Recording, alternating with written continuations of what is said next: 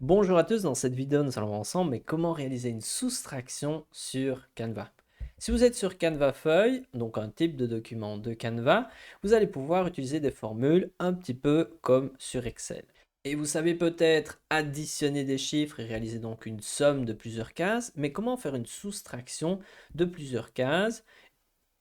Regardons cela ensemble. Imaginons, ici je clique sur mon tableau, je vais faire une case de couleur rouge et on va essayer de faire la soustraction entre la case A1, vous pouvez voir les coordonnées, faites attention à ça. Donc on va essayer de soustraire la case A1 à la case A4. Donc ici je vais cliquer sur la case en question, je vais appuyer sur égal, je vais écrire somme, ouvrir parenthèse, on peut voir ici que c'est en majuscule.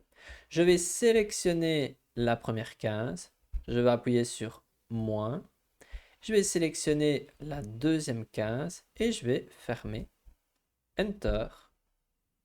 On peut voir que la soustraction marche bien.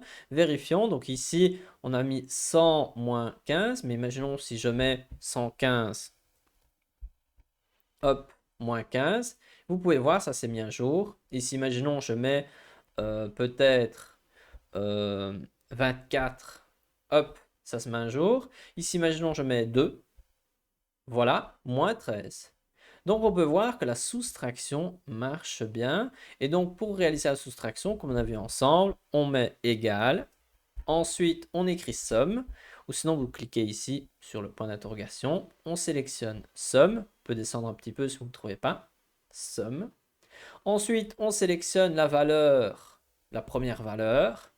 Ensuite, on met moins. Ici, imaginons, je mets moins la 15,2, moins la 15,3, moins la 15,4, moins la 15,5. Je ferme la parenthèse et j'appuie sur Enter. Regardez, là, je suis en moins 33, mais imaginons, je rajoute ici 100.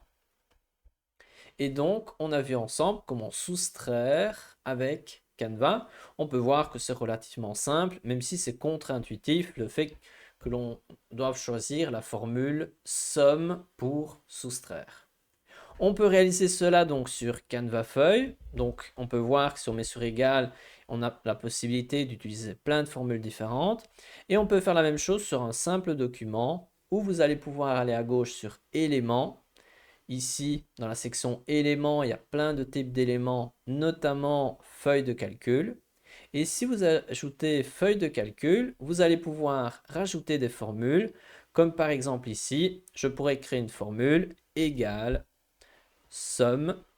Ensuite, je sélectionne, imaginons la 15 A1 moins la 15 B2. Je ferme. Et voilà, j'ai ma fonction qui marche correctement.